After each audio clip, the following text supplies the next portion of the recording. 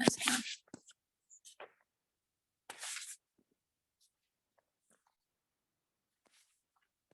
Can you hear me now? We're good. Okay, so we're talking about alignment tonight. I know to some people that might sound like really like woo-woo, like alignment. What is that? But it's very important, and I didn't realize how important it was until I started listening to, so you guys know that I just finished reading Think Like a Monk, and I also read Spirit Hacking. Both of those are very like monk type, shaman type, like find your internal power kind of thing. And I was listening to a video last night that this monk was talking about alignment, and I've read the last couple chapters in this current book that I'm reading right now. It's called The Illusion of Money. If anybody has ever experienced like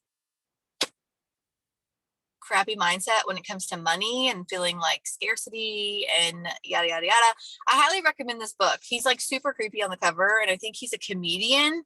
So like the way he tells the book is kind of like he calls you out on it. So we're gonna kind of go through that a little bit. But can we just start by saying, like, as we're ending out 2021, like I know the year is coming to an end.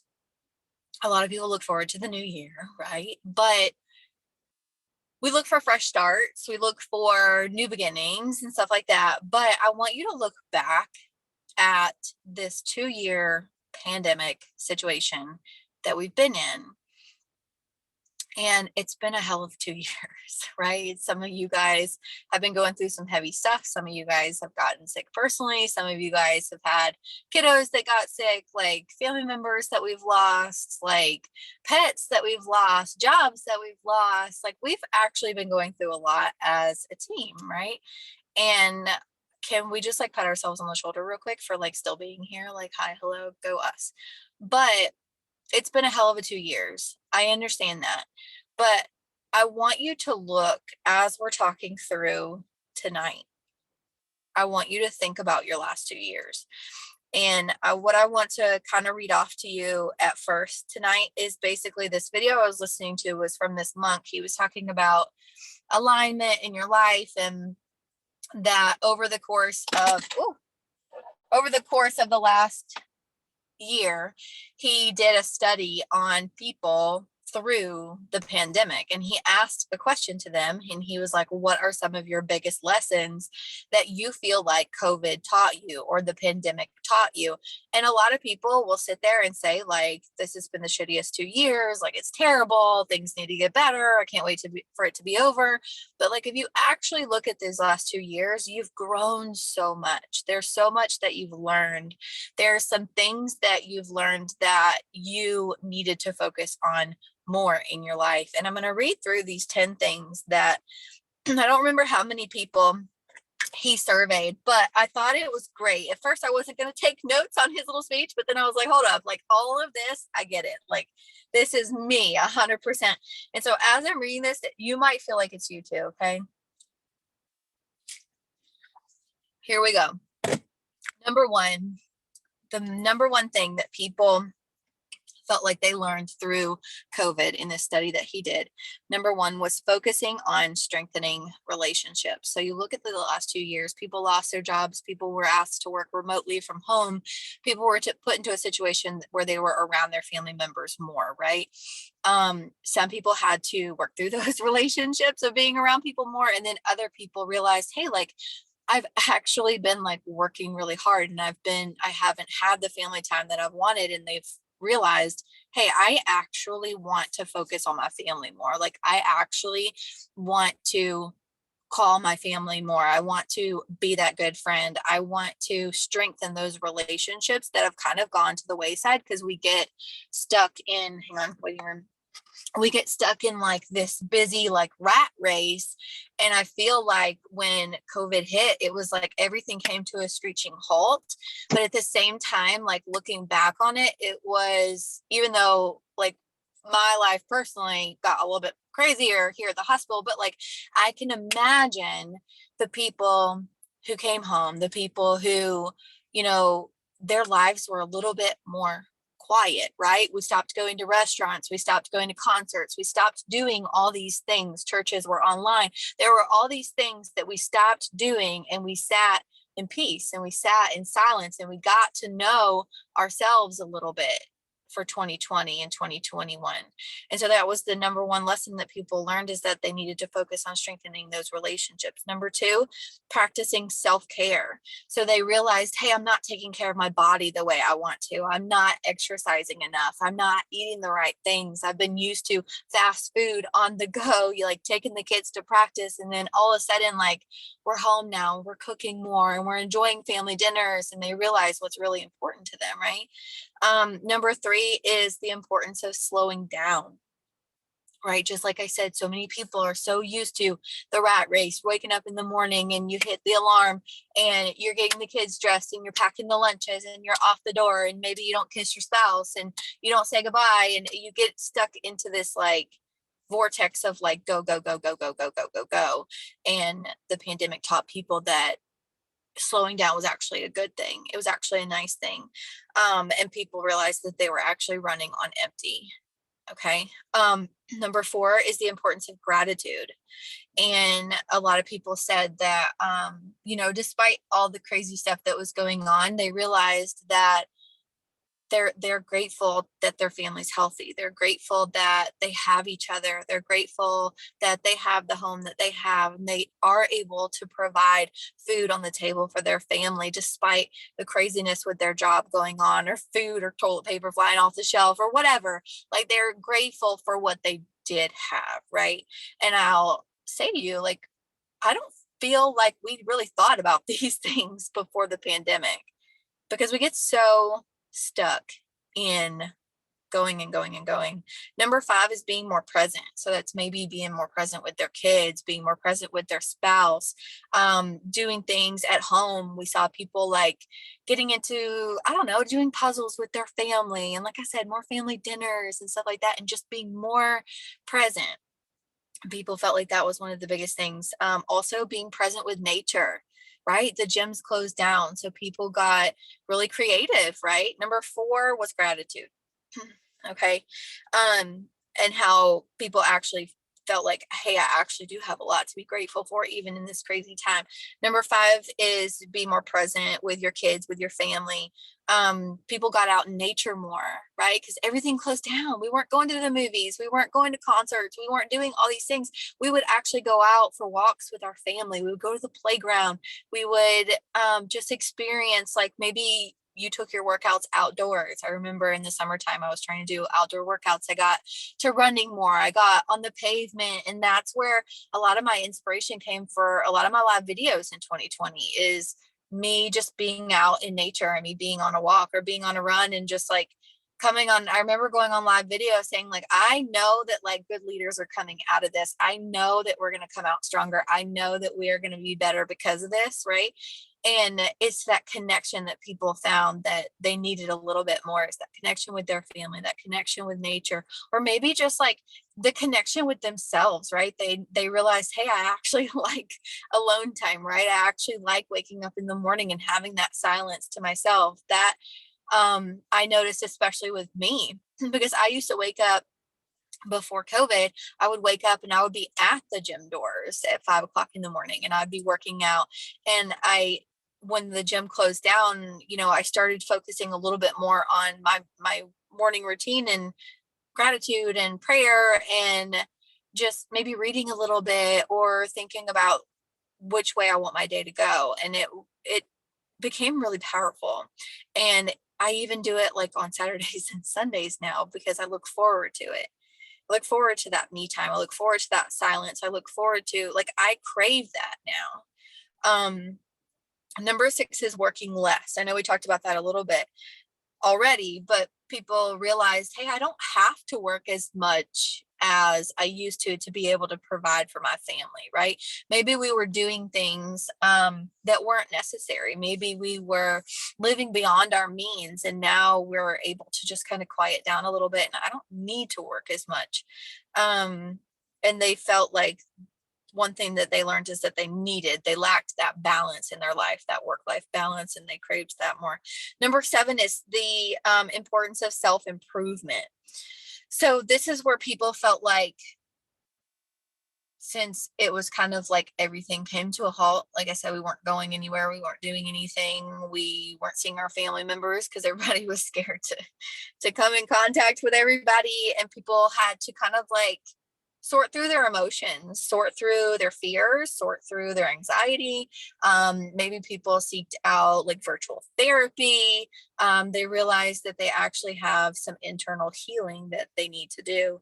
And they worked on their confidence, they worked on their self-esteem. Maybe they got into books, right? Maybe they started reading more. What else did I put on here?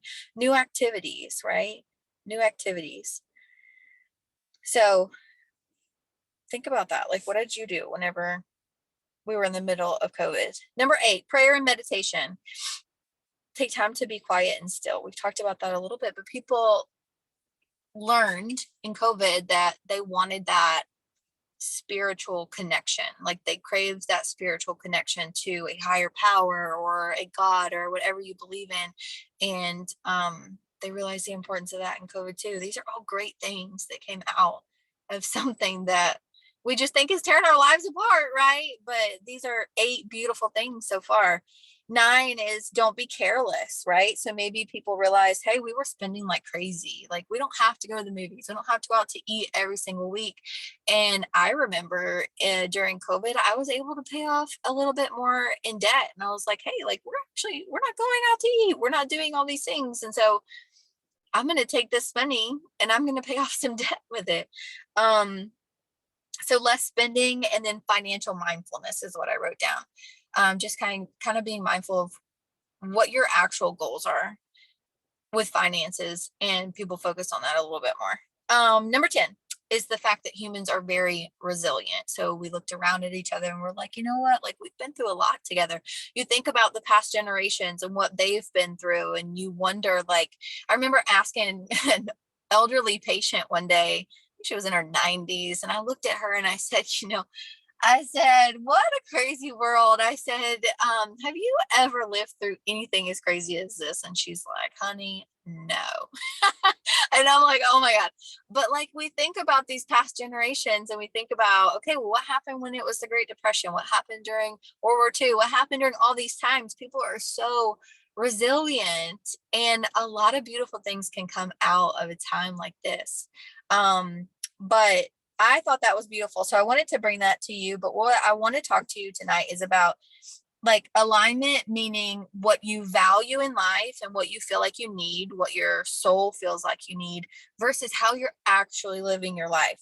And we're actually going to jump into this book a little bit tonight. So let me get to page 80. Hang on. I'm going to read a little bit to you tonight, but get your pen out. Okay. Because we're going to get a little bit deep. Let me find it. I've never highlighted so much in a book. All right, here we go. So I'm going to read a little bit, so bear with me. We're going to run through some exercises. So you know how like some of the leaders on our team, like they love analogies. They love, like Katie loves painting the vision. Like, I don't know. I just kind of like, I like activities. I like to do like different things where you can actually write it out and you can see, hey, like, how have I actually been operating, right? And so we're going to do that tonight. So we justify so many things in our life that we don't even notice. You might notice that an unfulfilling job, okay, feels like, so he talks about this scale of 1 to 10. Okay, so 1 being something that you really don't like, you hate it, absolutely dreadful, terrible. That's a number 1. Number 10 is like, I'm so excited to do this every single day. It lights me up. It feels good. It makes me feel like I'm growing. I'm excited to actually do it. Okay. And so he says in here, you might notice that an unfulfilling job feels like a 1 in your body, but your habitual story is afraid of losing money. So you might mentally justify why you need to keep it. Okay. Shots fired at Amber. Okay. But I'm going to run through this exercise with you that talks about alignment. So what he suggested that we do And whenever you, like, have you ever had a book and it tells you to do something? Like, it's like, write down this or write down that. You don't do it. And you're like, I don't really need to do that exercise. Like, it's fine. And then, like, this book, he gets to it and he's like, so if you haven't done the exercise by now, you might want to go back 2 pages because you're going to actually need it. Like, he calls you out. So, what he suggested that we do is get out a separate piece of paper. You can write it down on your phone if you want. And you're basically going to make a list of everything you do. Okay. So I'm going to give you a couple minutes to do this. But you're writing down like your habits. You're writing down your routines, your job, your relationships that you work on developing. You are writing down any addictions that you have, all the people that you spend your time with, right? So you're writing down your kids, you're writing down your spouse or your significant other or your boyfriend or whatever, and your church relationships, and you're writing down your job, and you're writing down that you're working out, and you're writing down that you're reading books and listening to podcasts and all these things. So I'm going to be quiet for a second and I want you to actually think about what it is that you do. I'm going to give you a few minutes. Like he said, it's like, it's your habits, it's your routines. What's your routine? Your relationships, your addictions, the people you spend your time with, the things you spend your money on, the things that you listen to, the things that you read, the things that you watch,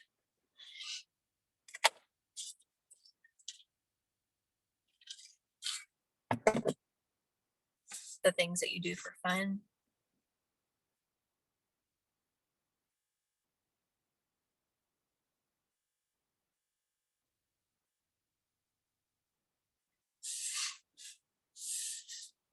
I guarantee you there's probably somebody on here that's not writing anything down. So I'm going to read this part to you that I had gotten this far in the book and I had not done the exercise. And this is where he calls you out. So he says, the value that you get out of this book is not just based on what you paid for it, it's based on what you do with it. So if there's something inside you that's feeling like you don't want to do this exercise, maybe it's worth taking a look at that. Maybe it's the fearful part in your mind actually making you feel pain so that it can protect itself from the growth that's about to happen from you doing this exercise. Maybe you've actually already started this exercise and you don't even know it. Maybe you already discovered a habit that's been blocking you.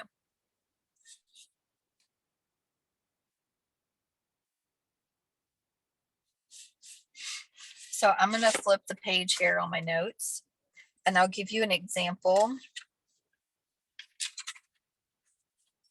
of some of the things that I wrote down. Keep making your list.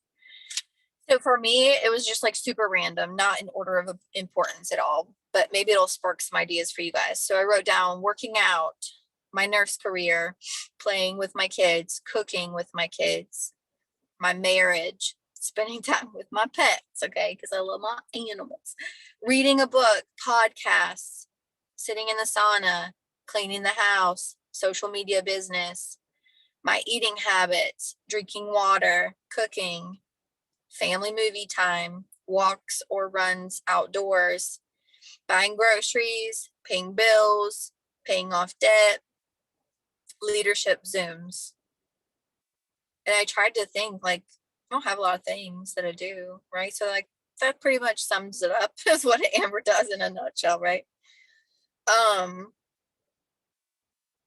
you guys feel like you need more time to create your list?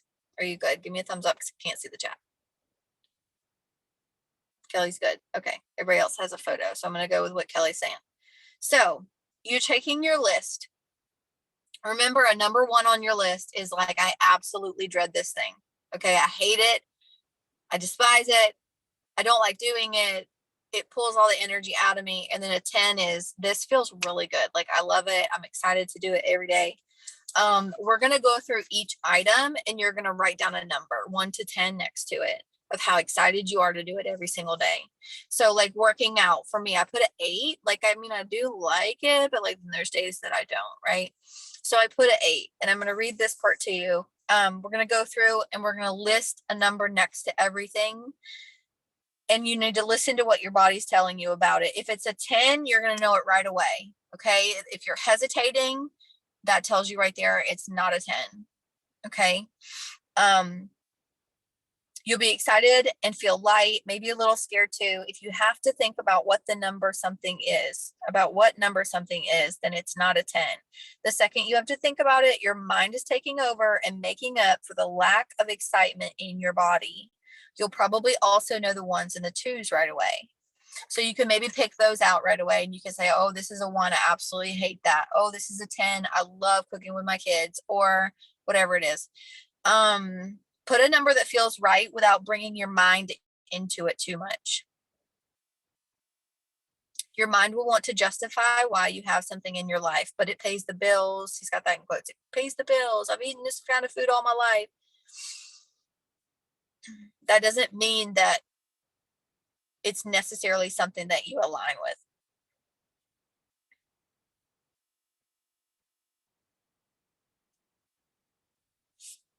Low battery. Sorry, low battery. Okay, so go through your list. Everybody's got their numbers down pretty much. Okay. So I'm going to read this to you anyways. I don't remember why I highlighted it, but I'm sure it was important at 5 o'clock this morning. The feeling of a 10 in your body is a preview of more 10s that will show up in your life when you follow that feeling. The feeling of a 2 in your body is a preview of more 2s that will show up if you listen to the outdated logic of your old story and you hold on to it. So what we're going to do is we're going to add up all those numbers. All the numbers that you put next to everything, right? So you got 10, 10, 10, 8, 7, 5, 3, 1, whatever. Add them all up.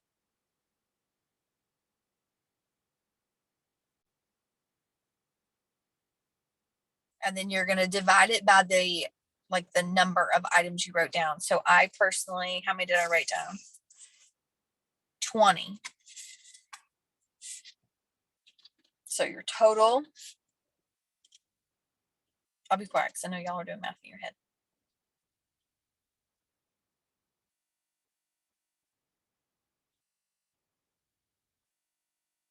So you're taking your total divided by the number of items you wrote down, and that is going to give you a certain number. If you need a calculator, just like write the numbers down. You can always calculate that later, or you can write down what I'm saying. The total, like you're totaling up all your numbers and you're dividing it by the amount of items that you wrote down on your list.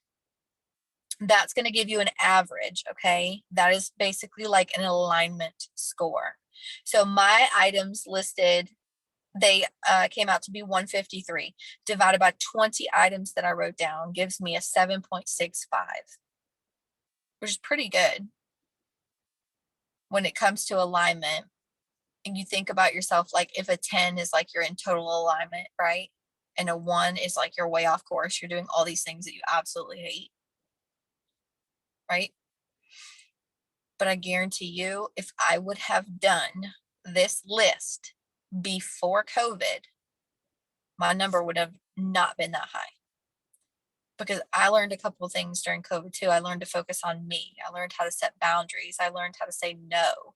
I learned how to focus on some things that were important to me, and it didn't matter if they were important to anybody else, right? If I would have done that before COVID, all the things that I wrote down probably would have been a lot lower numbers. Let's see. For example, I used to watch TV. I used to listen to the radio. I had some unresolved pain and some relationships that I needed to kind of cut off because I was staying in the relationship when it wasn't something that I wanted to do. I was doing it because I felt guilty. I felt guilty for the person, and I felt guilty for my children, like because my children knew the person, right? And so I felt like I had to keep the relationship going when I didn't feel good about it in my gut in the first place. Does that make sense? Total misalignment. alignment. If you're doing something because you feel guilty or because you feel like if you do it, someone's going to see you in a better light, or they're going to like you more, or they're going to pay attention to you more, or whatever. We don't even realize we're doing these things. We don't realize that we're living our lives sometimes for somebody else that wouldn't even show up for you if you needed them. Right? And so your example of whatever you have gone through in your past might not be the same example of me and having to cut off relationships with family members. It might not be the same, but it might be that you've got some things that you still haven't let go of, right? And you still let it chew at you, and you still let it bother you, and you let it get to the point where you still don't feel like you're enough. You still don't feel like you're worthy. You still don't feel like you can be a leader in this business because, like, in actual real life, you don't feel worthy and you don't feel like you're enough. Does that make sense? I hope that makes a little bit of sense. Let's see. So we did page 88. Where do I want to go from here? That's your alignment score. So be very aware of it, okay? This is your average amount of alignment with the truth of what you are. If you're constantly doing things that feel like 2s and 3s, you're constantly doing things that are in conflict with the guidance and evolution of your soul. If you're mostly doing 9s and 10s, then you're allowing the guidance of your soul to move you towards the highest version of yourself on a regular basis, which means you are going to skyrocket. So I need you to look at your list, honestly. Go back at it from time to time and start checking off some 1s and 2s that you can get rid of and replace them with some things that are 9s and 10s that make you feel really good. Maybe you do need to start working out more. Maybe you do need to pick up more books. Maybe you do need that quiet time in the morning, even though you don't want to wake up early. Maybe your soul, maybe you actually do need that quiet time to yourself before your children wake up. It's very powerful. I'll tell you that. I am a tired mother. I work long hours. No, I do not want to wake up early. But when you make it a habit, it starts to be easier and you realize, hey, I actually need that. And then my days, like, for example, like the days that I have to be at work at 5:30 and stuff, when I don't get to wake up early and do that, I'm like a little bit of a grouch.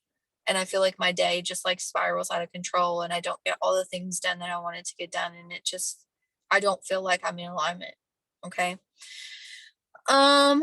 Let's see.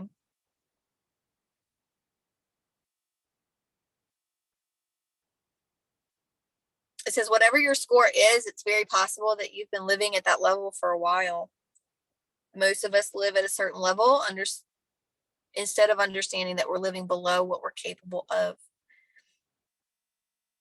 We make that level of alignment our identity and continue thinking and acting in ways that reinforce that limited identity.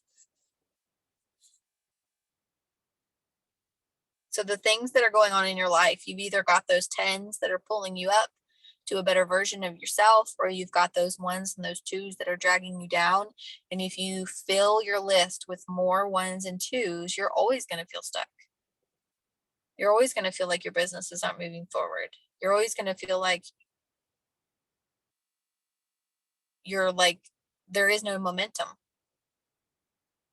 right?